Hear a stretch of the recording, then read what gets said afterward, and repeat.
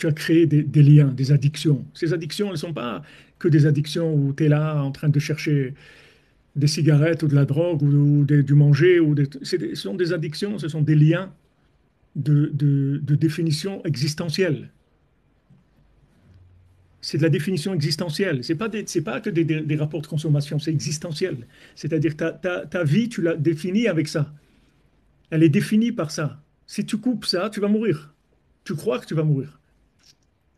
Parce que c'est existentiel. C'est-à-dire son rapport avec ce roi-là, c'est existentiel. C'est pas quelque chose C'est un mariage avec quelqu'un d'important. Elle, c'est une princesse. Lui aussi devait avoir C'était pas un clochard, c'était quelqu'un qui devait avoir une certaine notoriété, quelque chose. Donc petit à petit, ça commence à chauffer, ça va pas, etc. Commence à ne plus être aussi. C'est plus aussi complaisant qu'avant, c'est plus aussi agréable qu'avant. Commence doucement, doucement. Jusqu'à qu'un moment, elle réalise que voilà. Elle veut plus, c'est tout. Elle veut plus. Alors là, ça commence la tza'aka, là, ça commence les chatzot, les bodedot, les écouter de filote, les télim, là, tu commences à crier. Là, tu commences à crier. Parce que tu vois que, bon, il faut sortir de ça. Il faut sortir de cette emprise-là. Le premier aussi, dans le premier conte, c'est comme ça. Lui, il pense qu'il a tout fait. C'est une idéologie qu'il a de faire sortir la princesse. La princesse, elle a été kidnappée, elle est partie. Lui, c'est une idéologie qu'il a. Il dit, je vais aller délivrer la princesse et tout. Il vient, il la trouve et tout. Il dit, tu peux pas. Il dit, comment tu peux pas? Je suis là, tu es là. Elle vient, je t'emmène, tu peux pas. Supposons qu'il la délivre quand même. Supposons qu'à ce moment-là, il la prend, il l'emmène chez le roi et tout. Elle va retourner là-bas. Elle va retourner là-bas. Elle peut pas. Il a pas fini Elle lui donne des examens, il n'arrive pas parce qu'il voit qu'il y a un manque de motivation. C'est-à-dire, c'est pas, c'est pas que la motivation, c'est pas clair. Le choix, il n'est pas clair. Il faut qu'il soit clair, le choix. À un moment, avant qu'il y ait le petit vent qui arrive, c'est clair, c'est clair. Je reviens plus en arrière, c'est terminé, c'est clair. Il n'y a plus de lien avec Envers ça. et contre tout. C'est fini, je ne sais même pas ce qu'il va y avoir. Mais je sais que ça, il n'y aura plus. C'est tout. Maintenant, qu'est-ce qu'il va y avoir? J'en sais rien. Mais ça, il n'y aura plus. Il est fini avec ça. Ça, c'est la préparation. Birur Hamdame, ouais. C'est Birur Hamdame, ouais. C'est ce qu'on appelle Birur Hamdame, ouais. בבחינת כי ברח העם, כמו שאמר דוד המלך עליו השלום, מי ייתן לי אבך יונה, אחישה, מפלט לי, ולקח המלך כל חיילותיו, ורדף אחריה. Donc le roi, il a pris toute son armée, il a couru après elle.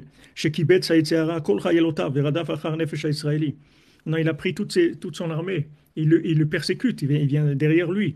כי כשרואה שהנפש רוצה להימלט ממנו. Parce que quand il voit que l'âme, elle veut se sauver de lui, ou borachat milefanav, elle se sauve de devant lui, azayou mikabetz kol chayalotav.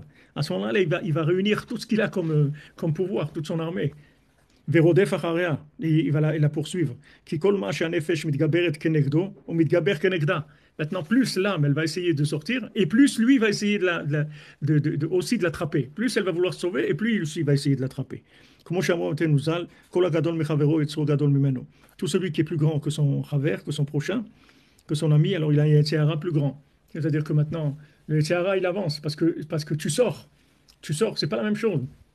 C'est pas la même chose. Tu vois des gens, ils font tchouva, et ils sont dans la tchouva et tout, mais ça va, c'est light, c'est pas, je veux dire, c'est pas explosif. Tu vois des gens, c'est très dur pour eux.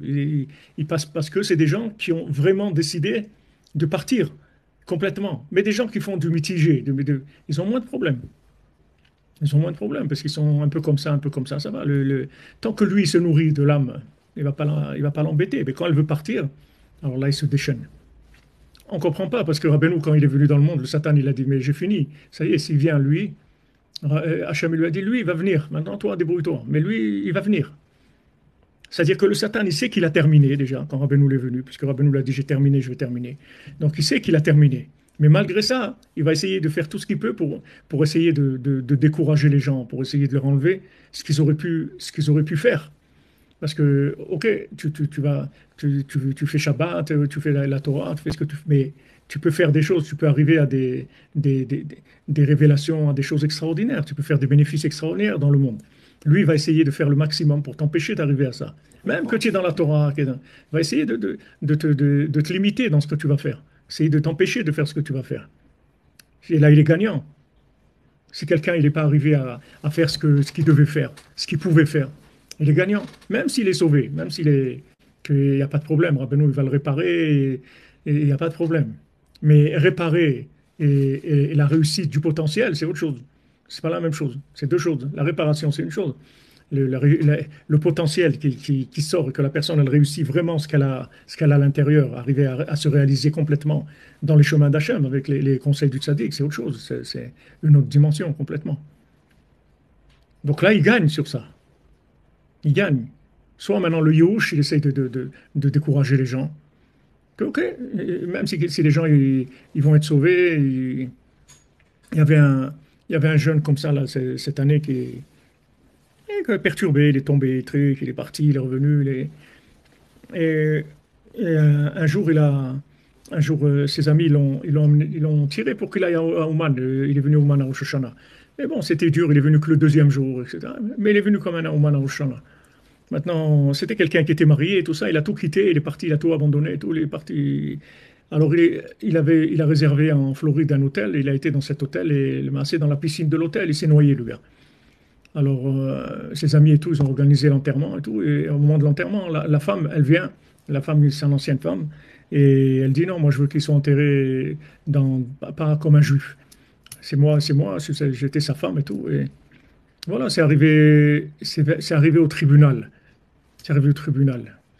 Alors, la femme, elle dit, moi, j'ai le droit. C'était mon mari. Et voilà, moi, je sais que c'est comme ça qu'il faut qu'ils soient enterrés. Alors le juge, il a posé une question.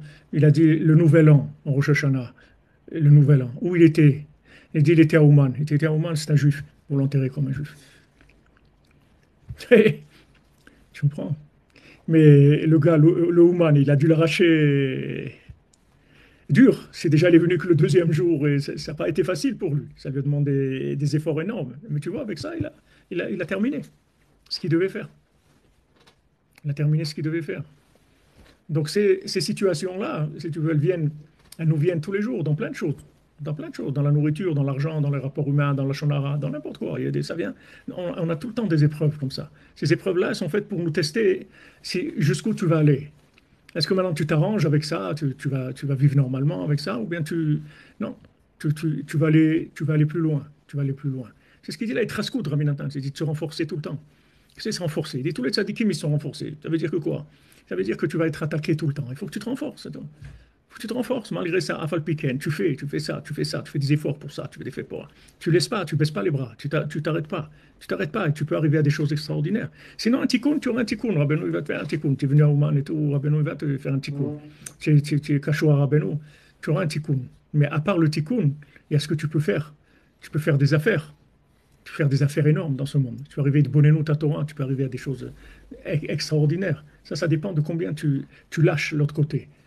Tant que l'autre côté, il est sympa avec toi, c'est que ça va, tu fais rien, tu le déranges pas.